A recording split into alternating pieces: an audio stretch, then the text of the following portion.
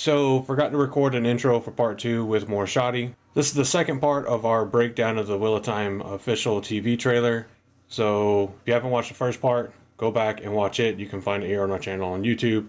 But I'm not going to ramble on forever here. I do that enough in the video. So, let's get to part 2. Army is coming. What can we do? Narg! Narg, Tam, Rand. This is obviously the attack on the farmhouse, so we're gonna get that. Initially, my thought was, considering some of the things that we saw, I thought that they were going to live in town. We weren't gonna get a farmhouse scene where they're coming in, which is, that's just a toss-up, you know. This is awesome. I love this whole scene. The production team, you know, trying to make them seem as vicious as possible, made some great choices with the Trollocs. This is now my headcanon with Trollocs. And I love it because there's lots of different types of animals, and they all still have that still two human eyes. And yeah, this is great. Oh yeah, lots of practical effects with, I believe as Rafe said, you know, they try to minimize the CGI or VFX needed. Mm-hmm. So there was one part that was interesting. The alt text for the trailer when it was posted on Twitter said that it was Lan laying down Moraine's body. I think we pretty much assumed that is a bit of a misdirect, because body implies dead.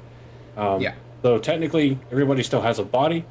But it was interesting to see here that it definitely looks like Lan is laying down an exhausted Moiraine. But I don't see anybody else around, but I also don't see her horse around, and I know they're not leaving Aldi somewhere. So here's my thought on this. This is actually after the split at Shadar Logoth. Rand and Matt split off. Egwene and Perrin split off. And then it's Lan and Moiraine split off. This is very much the Aragorn goes to find, you know, Heartsbane moment when he goes to lay her down. She's hurt still and tired or whatever that nature is. And he's trying to go and do whatever needs to be done. And this is where Nynaneve sneaks up on the badass warder of badass. And there is that scene where she is holding out the dagger towards him. And I think this is the beginning of that scene. And there is that moment later on. And I think this is where they then meet up, the three of them.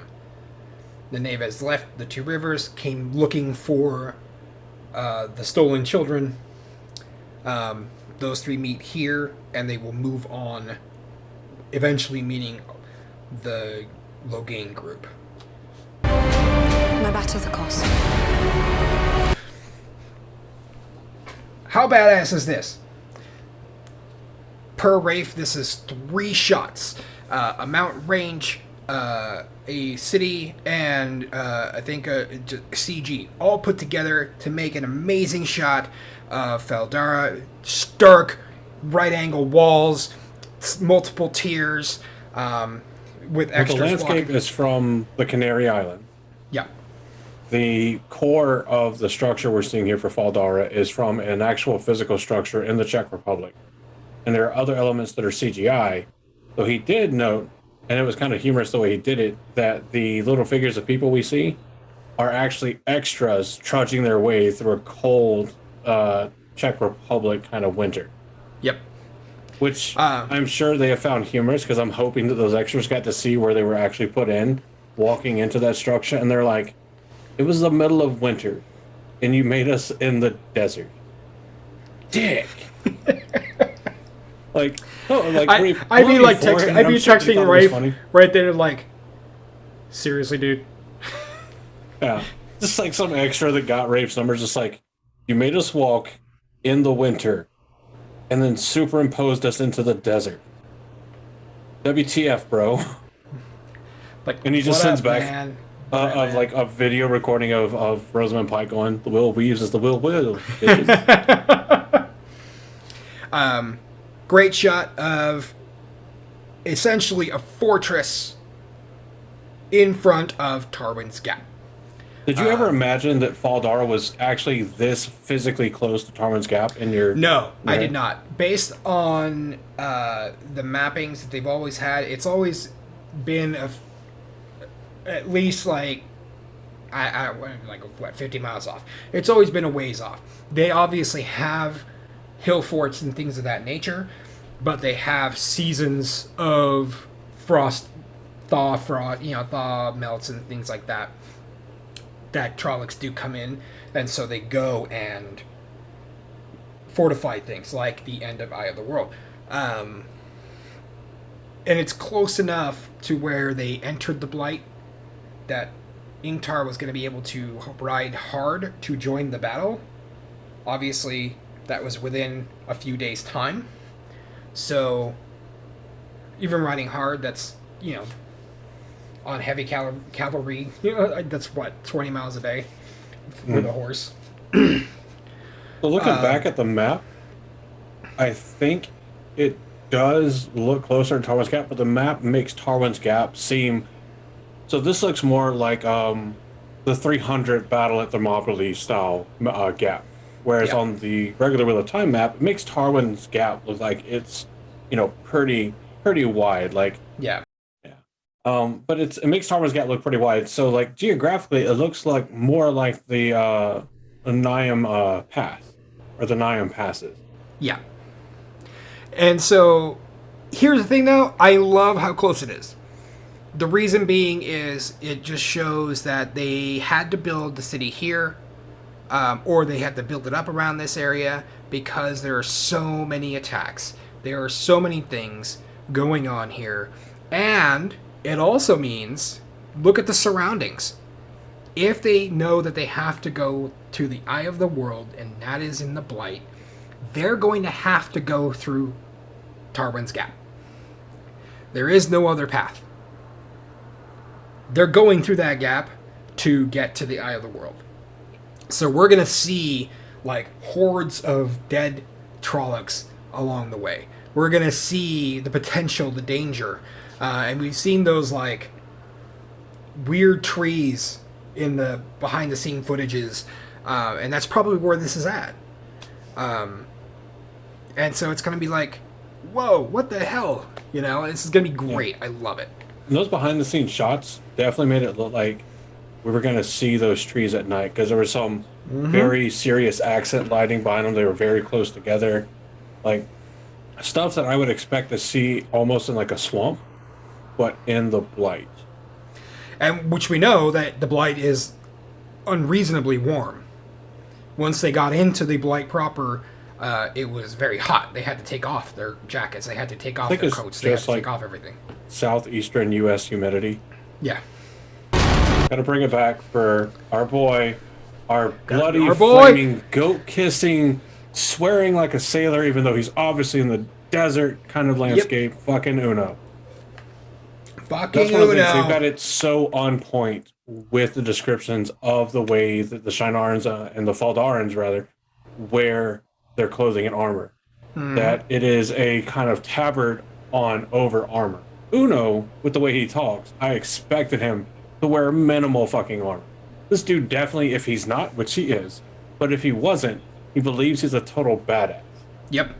And look at those guns! Like, you could just see defined. I can't wait to see what he looks like from the front. One of the other fun things is people are like, "Oh my God, Uno is blonde," and it's like, it was never stated to be any hair color. So, like, that was an artist's interpretation that he would have, black or dark brown hair, but it's never expressly stated what color hair he has. So the blonde hair is dope. To be honest, it took me so long to see, like, where the kind of ponytail part of the hair comes together. I, for the longest, thought was what everybody was talking about as a strap, and I'm like, yeah, but it looks like it goes, like, both ways, and I'm like, then I finally got a good look, and I was like, there's the eye patch strap. Yep. Yeah, this is awesome. I love it. I don't know who it is next to him. It could just be a generic Shienaran. But there you can see the differences. They're wearing some chainmail and something to protect. I don't want to say pauldron, but something to protect, but some chainmail that connects to it. But Uno's too badass for that. Just whatever. Okay. And you can make out the sigil of the. You can make out, like in yellow, the sigil of the Black Hawk. Yep, the Black Hawk in flight. Hawk. Which is the official Shienaran sigil. So, yeah, it's beautiful. It's pretty beautiful. Okay.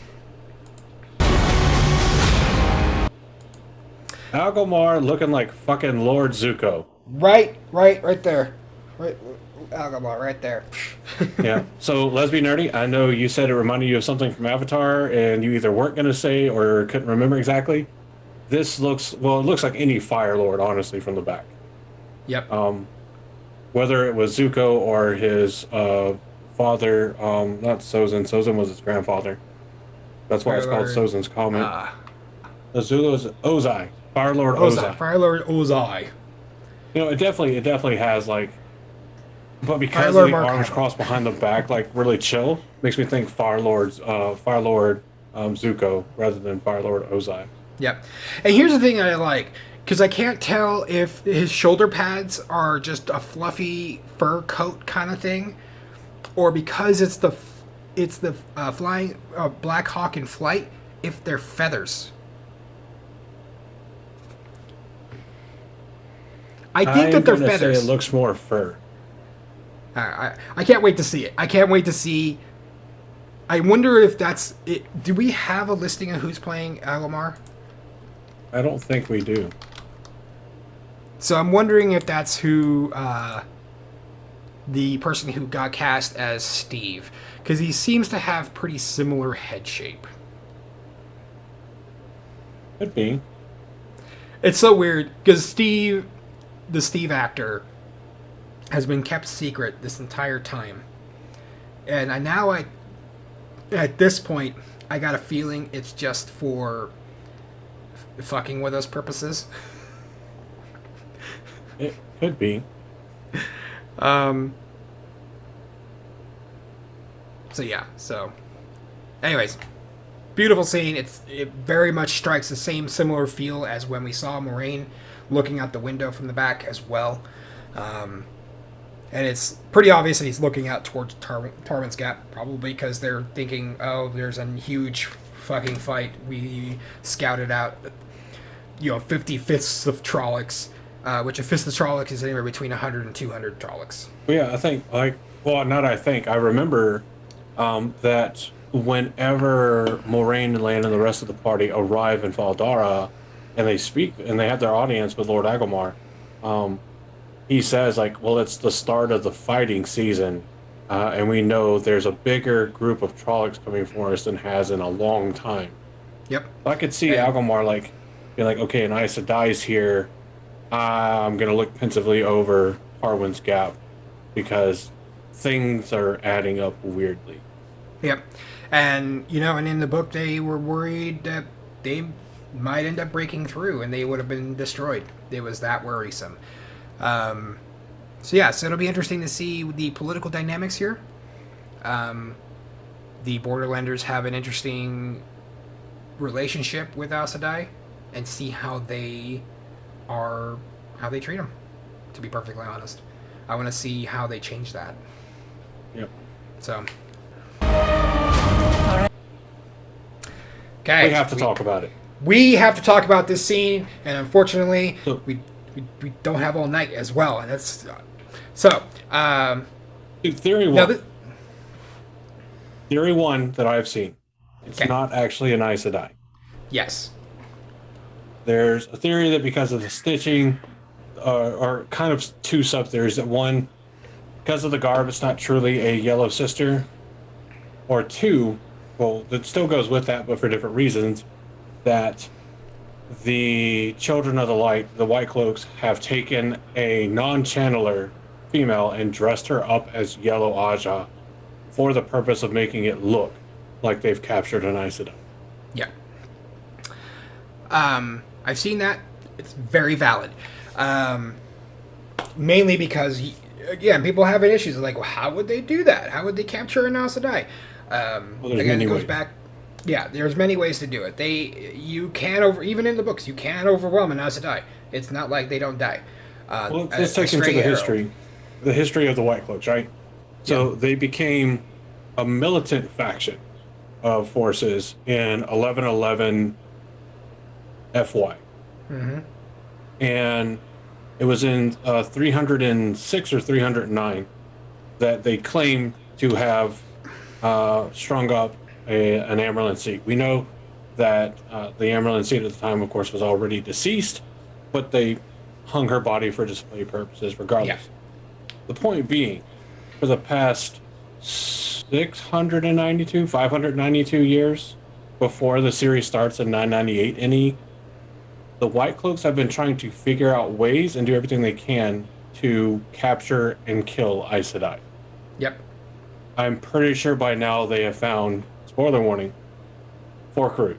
So I have my opinions on this scene. In regards to whether or not it's an Aes Sedai, I think it is. I think it is an Aes Sedai of the Yellow Aja. I think the Aes Sedai are more out there, leading back to the whole they actually use their tools. I think that they are more useful in the world in the TV series. Aes Sedai of the Yellow Aja actually travel and go to villages to heal people instead of saying, hey, person who has a gangrenous foot and an incurable disease, you have to come to me instead. Nah brah. How about you go out and actually do these things? I think this is an Aes Sedai of the Servant Yellow of Aja. all, Exactly. actually going to people. Yeah, and I think that's why they put Stepan in the beginning saying that they are, what Aes Sedai means. And so I think this is Aes Sedai of the Yellow Aja. Now, that might be a misdirect, especially with the next part of the scene where you see Emond clip on an Aes Sedai ring onto his belt. So there's the infamous fire. chalice, reflecting with a little blood, fire. Yeah, little Which blood I'm- on the kerchief.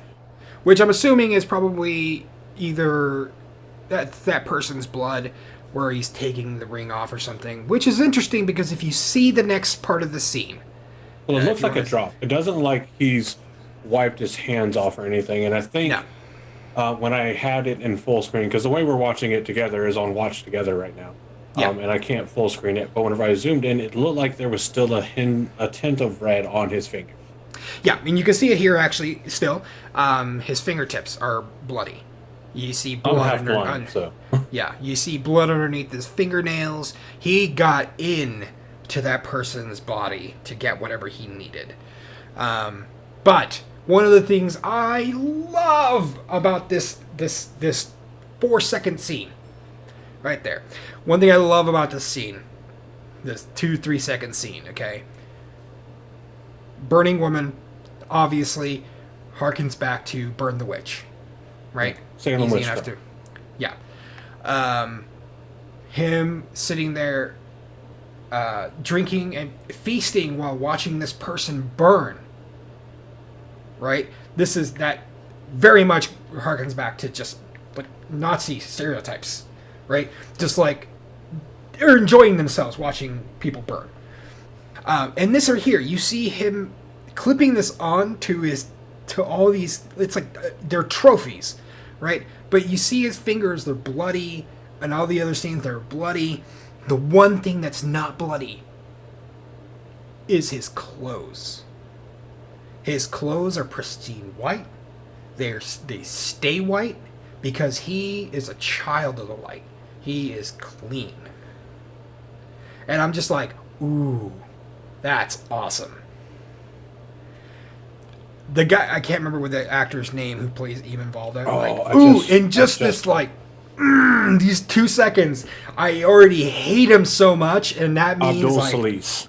Thank you. Abdul Salis. I hate him so much already, and he hasn't said a damn word, and I'm like, I am living for this this episode to see this, to see what they do. Here's the other interesting thing: is in the books, we do not see Emond Valda until Fires of Heaven. Yep. That is mentioned, and we know from the books. Yep. But, and I've said this in the video recorded on the behind the scenes thing, where we kind of first get a glimpse of Abdul Salis as Emond Valda. To have a character like Valda, but if there was ever going to be hope for the Whitecloaks to actually walk in the light and to stop such murderous ways, you're going to need anything that can make it very transformative, as close to the start as you can. Because whenever you start off with a hearkening back to things like the Salem witch trials, to the watching and enjoying people like literally being burned to death, like you would harken back to Nazis and things of that.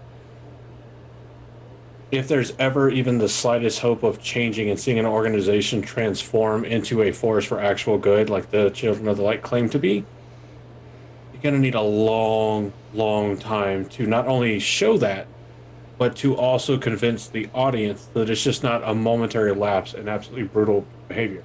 Those of us that read the books, we know that for over 600 years, for over 1,000 years, the Whitecloaks have been this brutal militant faction. We just don't get to see it in the book. We hear about it, we never see it.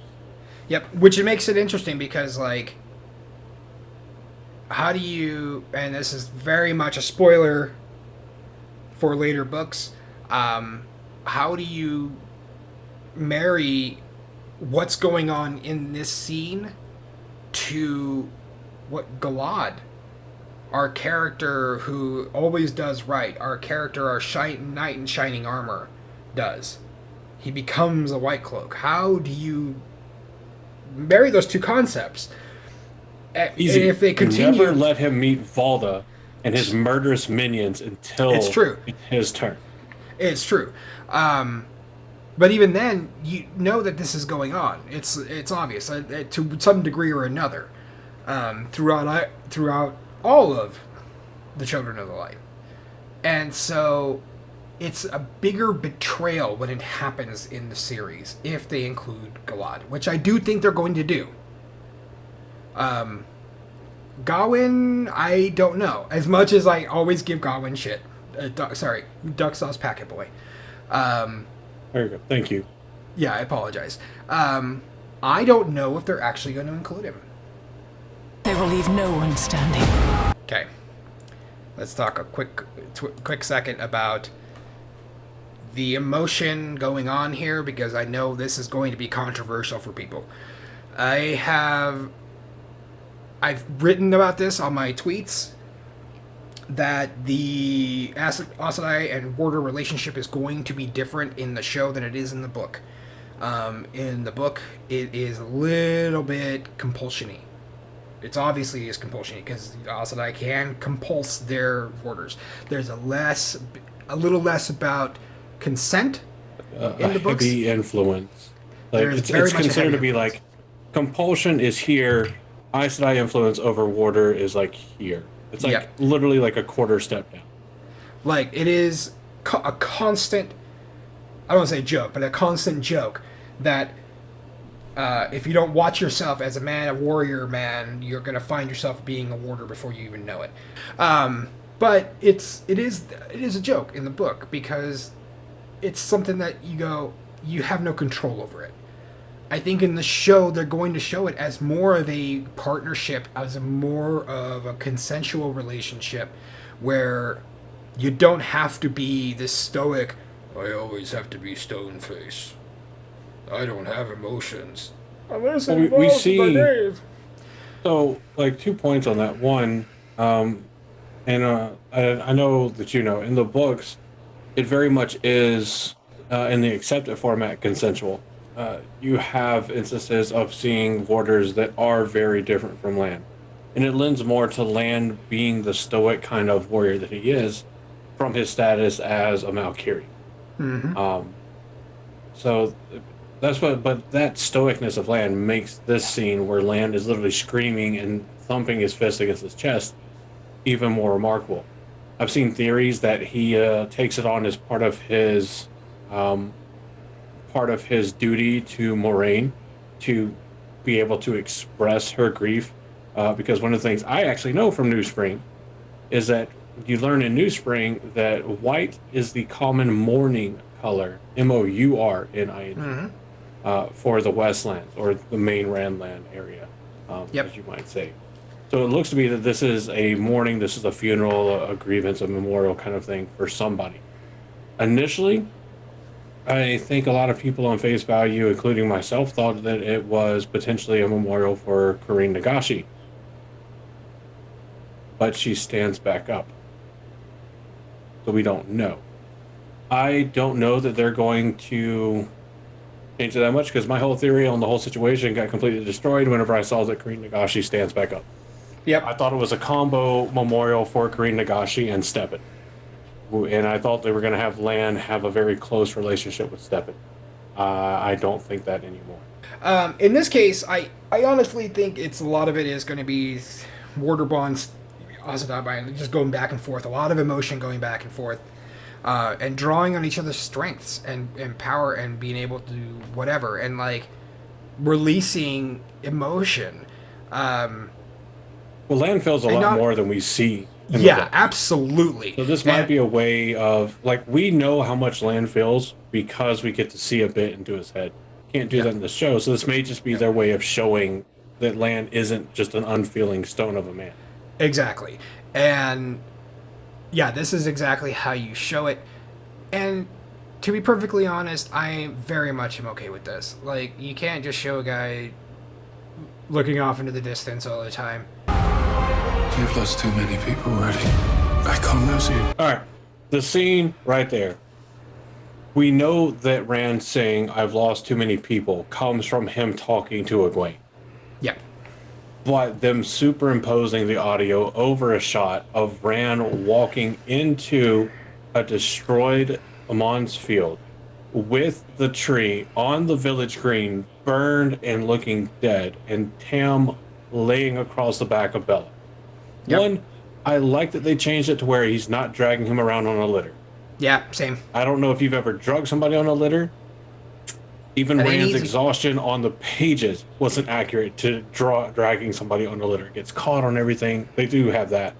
But I think it'll allow them to still have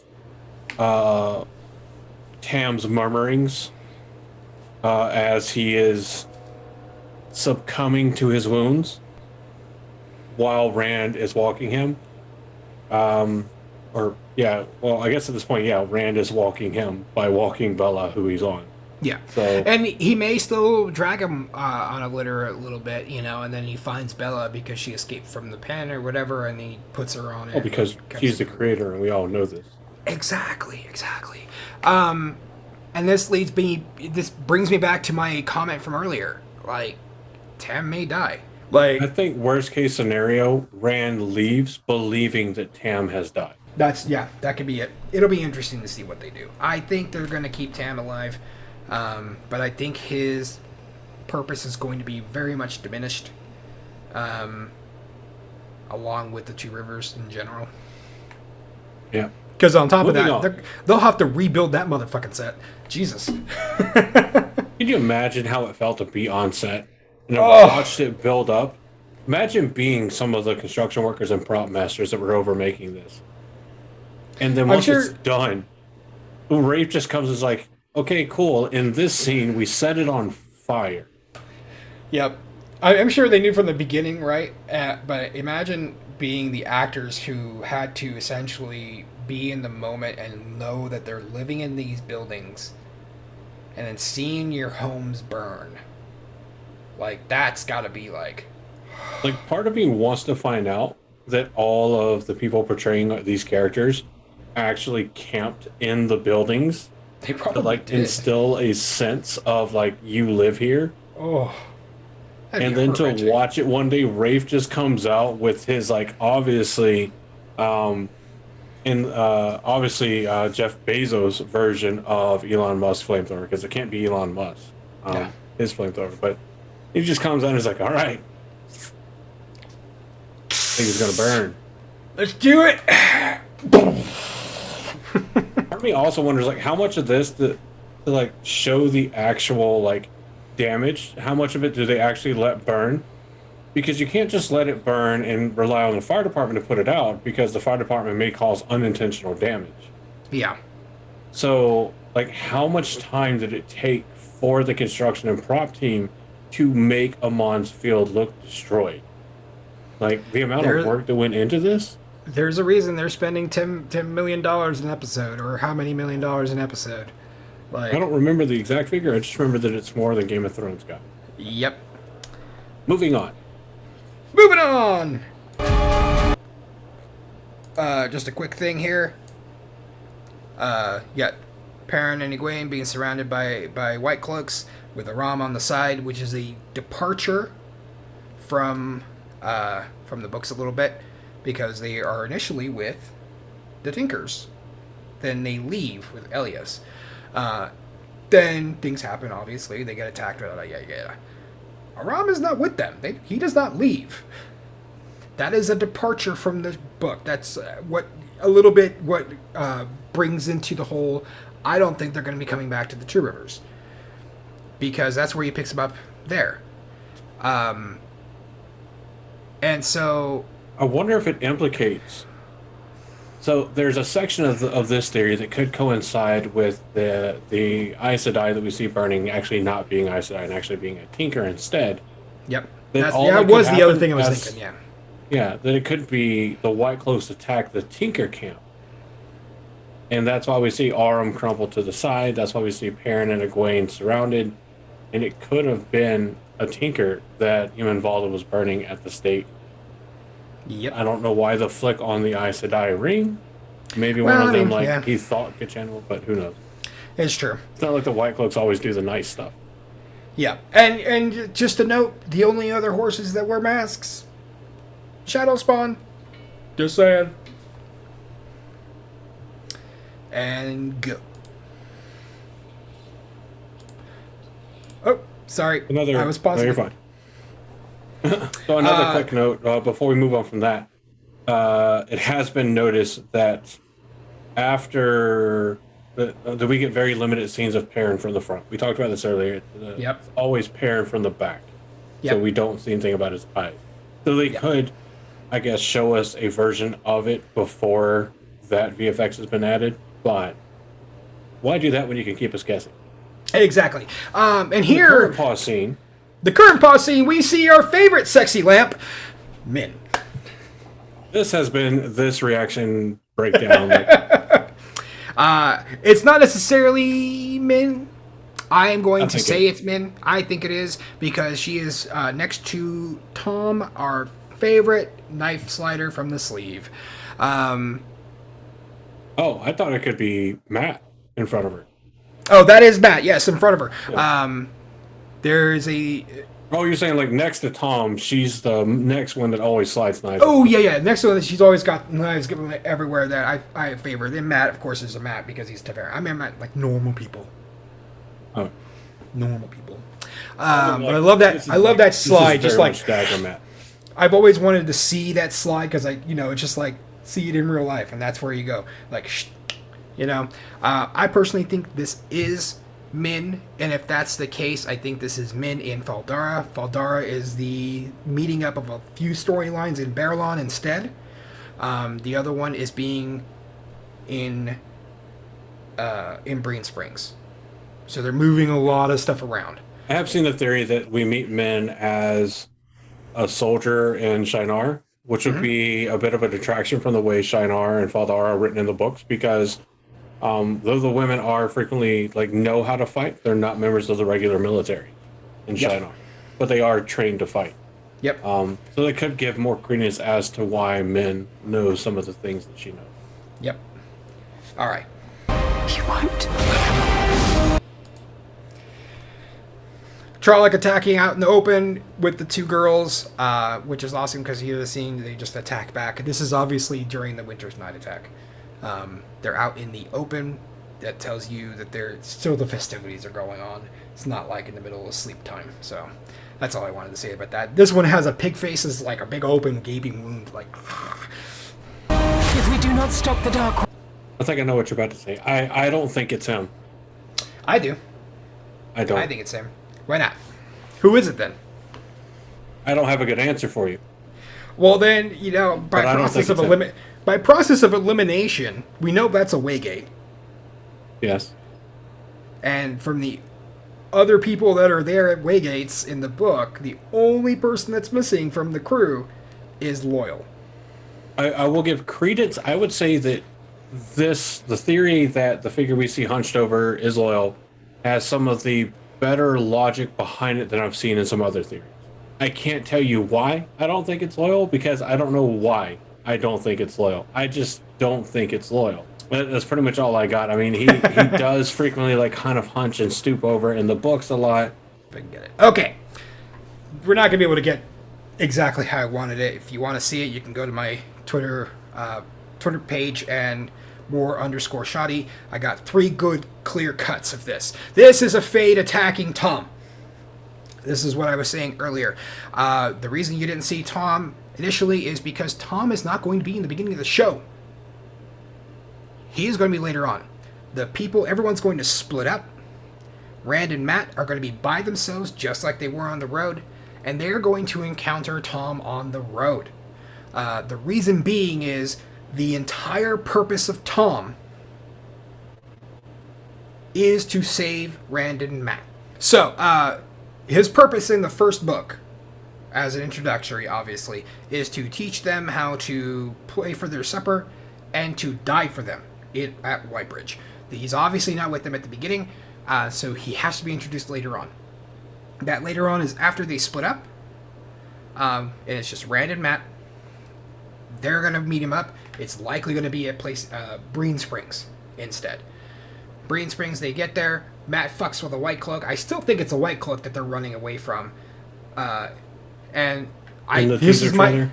Yeah, in the teaser trailer. Here's what I'm thinking is going to he fucks with a Whitecloak, blah, blah, blah, blah, blah. They run into an inn. There's Thom sitting there playing Wonderwall. And, and they go in there, and Thom just kind of senses this thing, right?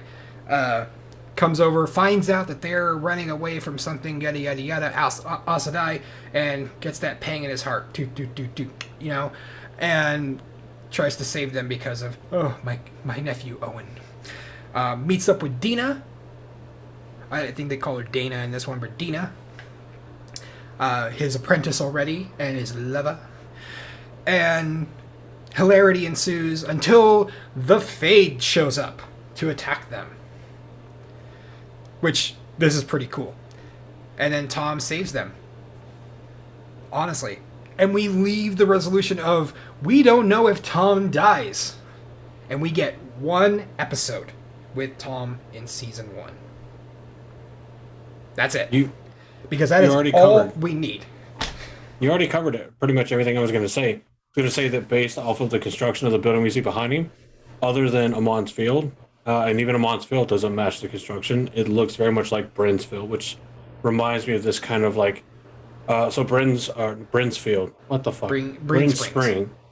That is very much described as this very small town that is on the edge of a quarry. And it looks like a small town on the edge of a quarry. Because I don't know how many people notice it, but if you go back with the knowledge we have now from like the Explorer map with a picture of Bryn Spring, sorry MorShadi, we'll show it to you here soon. But but if you go into the behind the scenes, they zoom in on a wood construction town with a staircase going down into the water and a windmill in the background. It's Bryn Spring. And Bryn Spring is in a location where you can combine 4 kings. It's close enough to Camelin where you can still regionally have some of the same stuff happen. We already know from the Explorer map that they've moved Shadar Logoth to where Whitebridge is on the normal Wheel of Time map. That kind of stuff. And I very much agree. My thought before you pointed this out, and I definitely agree with you, that my thought was that they run into Thom at Shadar Logoth, and I had no rationale for why Thom was even fucking there unless he just happened to be running from Trollocs too. But this works a lot better. I like it. And another thing, and this goes for the second season and for other books as well, so is I don't think Dina dies. here. I think Thom and Dina are alive. They move on and they go into Kirhen and encounter exactly the Great Hunt, which leaves us with like a great moment of like, hey, here's another character from season 1. We already have a connection with her, and that's when she gets killed, just like in the books, and gives us a better understanding of Thom's mental space when he goes off and creates chaos in a nation. Spoiler alert, That's yes, he kills thing. the King of Perrin. Non-spoiler. That's another thing we have to consider is they're going to have to do things with characters that establish their motives and their mentality that we find out later on in the series that we're going to need to see sooner in the series. Maybe why Human Volta is there so early on. Mm-hmm. So things very much could go, or we already know are going different ways, and they could be more different than we know for the sake of character building. Yep. I have full faith that Rafe and team are doing things with the best of intentions to build characters in the beginning. And if we can take and have some of the characters we know go away in the books in the first season, kind of help build who the characters are, that's pretty typical of TV shows, then why not? Within reason. Yeah, exactly. All right. Move. The whole world will burn. I can't allow it. Fucking fireball. Oh yeah. So did you let's- see the part? I can't remember which. I can't remember which video clip it was in. But we see a weave come from the fire. That in this shot is as you're looking at the screen to the right of Moiraine. There's a weave that comes up from the fire towards. Yes. Yep. So it's like a heralding. She's to, drawing like, the fire that's already existing. Yeah. And then and I this do love scene it. of Yep. her going full Escanor and holding a sun above her head, and then parceling it out. And you yeah, get a exactly. sun. You get a sun. Yep, she launches out, which and one thing that you did notice as well, there in all of the Aes Sedai weaves you're seeing here is a lot of movement with their weaves, which is something that they did note in the books, that Aes Sedai weaves include a lot of movement. If they throw a fireball, they're throwing the fireball. If they're weaving something, sometimes they're using their actual fingers. Oh, the caw. Caw! Yep. This is great. I love it. Feathers, beak, but you still, when you can see it, you still see the human eyes. I love it. Bunch of horns on the head as well. You can tell that Agenor, really was. Look at that blade. Look And at that the blade, jagged that tooth blade. serrated blade. Which is something we couldn't see in the Fade video, but like the Fade sword also has those jagged section on the top. Does it? Oh, Yeah, it does. Just above the hilt, just right above it, like a. So when you Okay. stick it in, it also gets another stab. It's not jagged all the way. It's just one section. Boom. Oh no, we got it. We got to talk about Logain here. Melting the bars is obviously after he's been. Well, yeah, after he's been released, and you can see the threads of madness melting the bars. we know it as the taint. The show know is it as the saying it as taint. the corruption. It's called corruption. We understand why you're changing it, Rafe. You're wrong on this one, though. Just leave it as taint. No, Leave us our third grade humor. Okay. yeah, leave us our third grade humor. You can take my property, but leave me my name. Exactly. No, it's understandable why they're calling it the corruption. It makes more sense. This It's is really so cool awesome. because you see it on the bars. You don't Yep. really see that much around him. Nope. But Yeah, but his mannerisms there, the whole Like the he's whole like rolling of stretching, the neck. like he's stretching out his power and just melting everything down. This is very much the Logain from the books. This is this very regal. I'm actually a ruler. You can't convince me otherwise. I've earned this. I am this. And Which he's he just is a kind of noble. like, He's a noble in the books. And then we can go to the next the scene. Ghealdan Dagger. Oh, Ghealdan Dagger! Which then here shows another scene of the... let's just start calling it that. The corruption. He is channeling his... I will one power. acknowledge this corruption, and I will That's true. acknowledge that He is channeling the one power to hold on to this soldier's likely a some kind of officer, because he's got a fancy dagger like that. Officer's hand. But when it first comes out of him, away from him, it is corrupted. It is black. There is that taint on it. Once it gets to the point of what he's trying to do with it, it becomes the regular one power. Which is exactly how it's described in the books. Here's the question I have on that, though. If you watch the clip through, especially if you can go frame by frame, the taint spreads along it after the weave comes out. Now, we don't get to see the full of the taint itself wrapping around, and we may not. It may be something that stops at a point where in the weave it's no longer a part of the person channeling, and that might be a visual device that shows, like, hey, the taint isn't being thrown on others that are exposed to it. But we do see it grow from Logain and kind of follow where the channeling has gone. Yeah, and that'll be interesting to see. It may be that they represented it where whatever the one power touches coming from a male, it corrupts that what it touches as well. They may change it that way. It'll be interesting to see what they do. I don't think so, because of some of the promotional things I've seen, and I mean not promotional, the scenes I've seen. I think it's just something that's surrounding the power, around the pure. Obviously, we're seeing this from the eyes of a channeler as the audience, not that it's actually. So just so you know, this is kind of like in the show Yu-Gi-Oh! We see Yu-Gi-Oh! Change, but the characters around them, Yu-Gi-Oh! Is exactly the same still. We see the change because we're seeing the mental representation of his character changing. Everyone else sees still the little kid. Same thing. Channeling may be this way because there's no real good visual way to show it coming out with full taint. And then if you show the taint receding, it looks like they're it doesn't look right. So this may be. Yeah.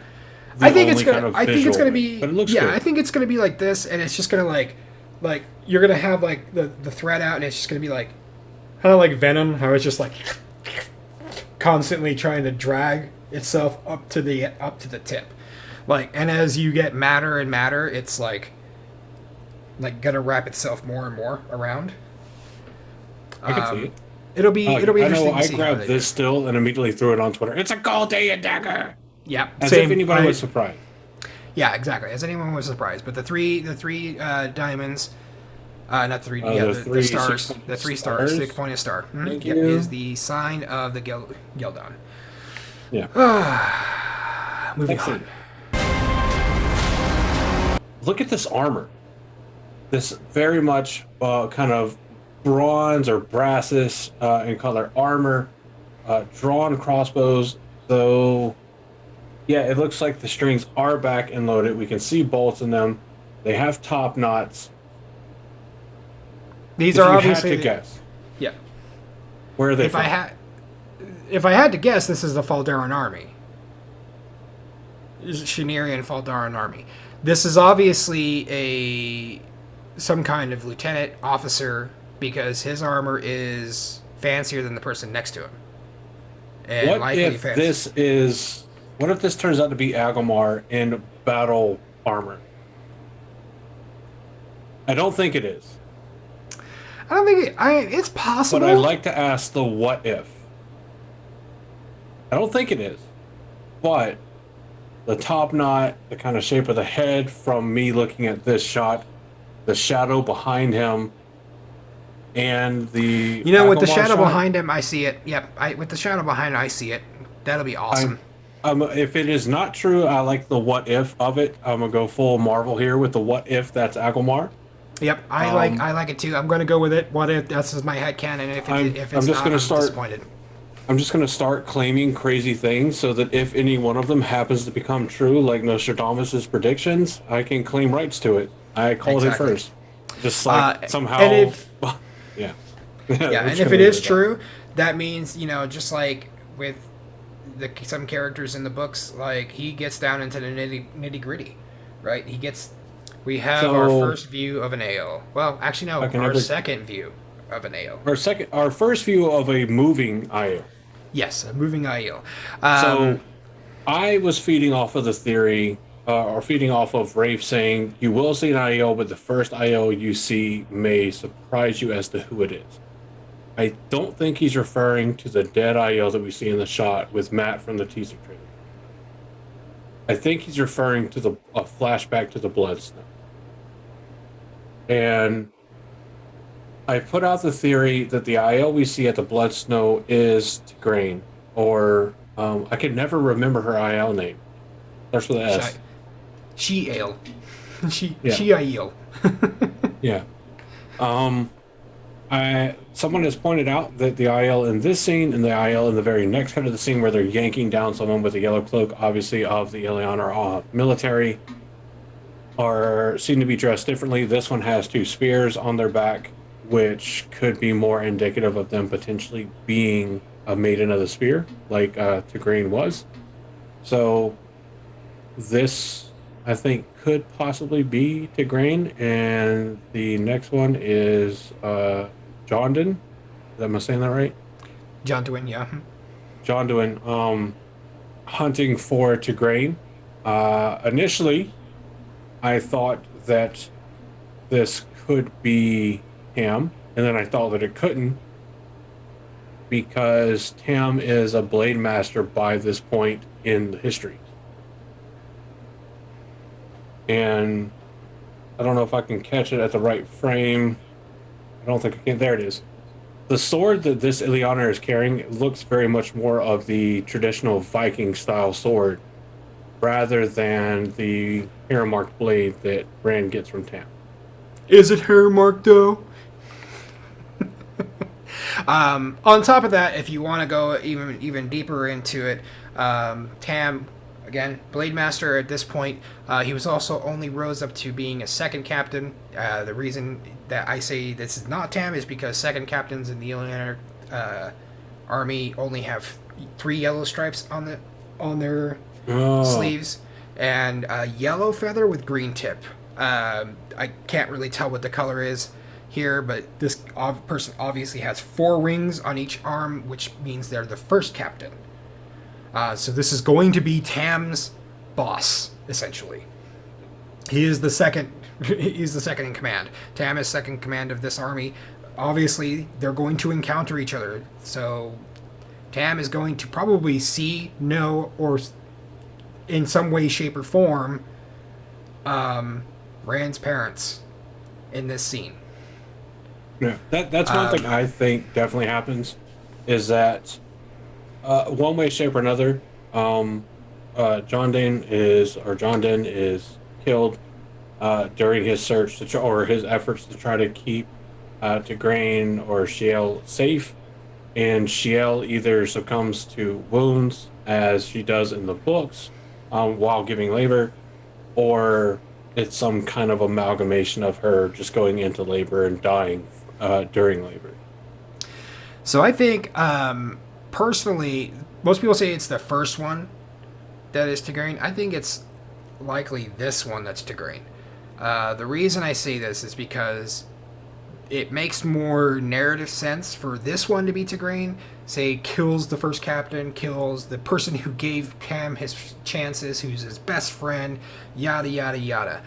In his anger and his rage, he goes after this person. She gets harmed. She's going into labor, ends up dying, and then he sees this child of an enemy that he hates to his core. But should he take out his anger on this child? No. So he saves the child and takes it home. The wheel weaves as the wheel wills.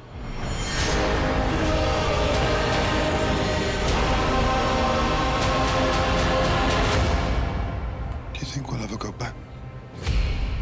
Home?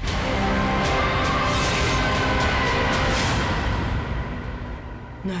So I like the way they did this scene with Perrin looking at Egwene, obviously while they've been separated from the rest of the group after Shadow Logoth, looking at her and being like, do you think we'll ever go home? And then they do the next scenes almost as if Egwene is having some sort of flashback to what she saw and what happened in Emond's field, and just blatantly being like, no.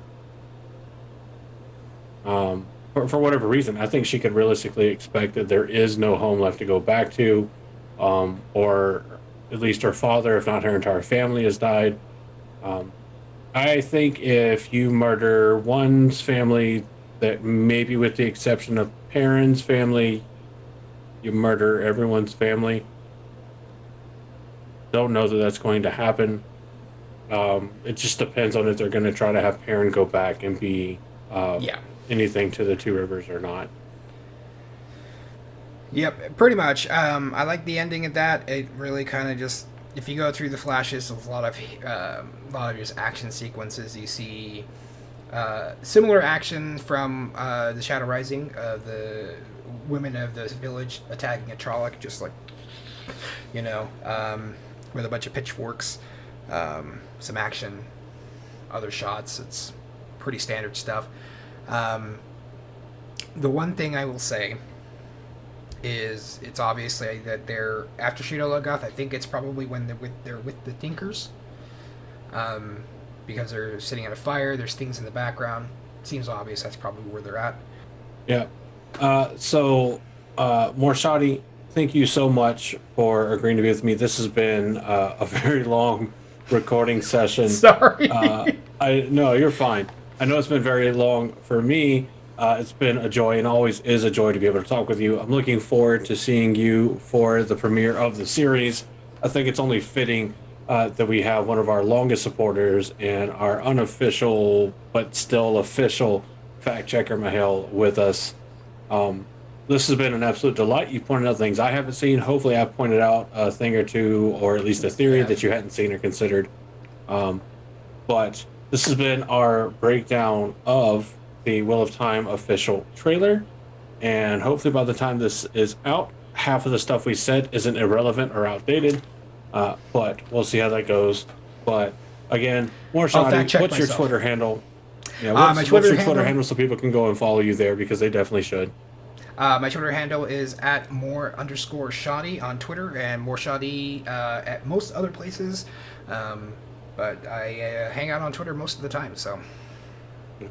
Worst case scenario, hop over into our Discord. You can find a quick invite link at blacktowerpod.com. Hop over there, click on the Discord button, join the discussions that are happening there. They're pretty fun. And there are sections for even our folks that are somehow fans of the show but haven't finished the series. We have sections where you can chat just about the books. And the common room stays pretty safe with spoilers. But you can find all the Black Tower stuff there at blacktowerpod.com. We thank you so much for listening to us on the podcast format, for watching these videos on YouTube, and we hope you enjoy. And can't wait to do another one of these for you. So thanks, and we'll see you next time.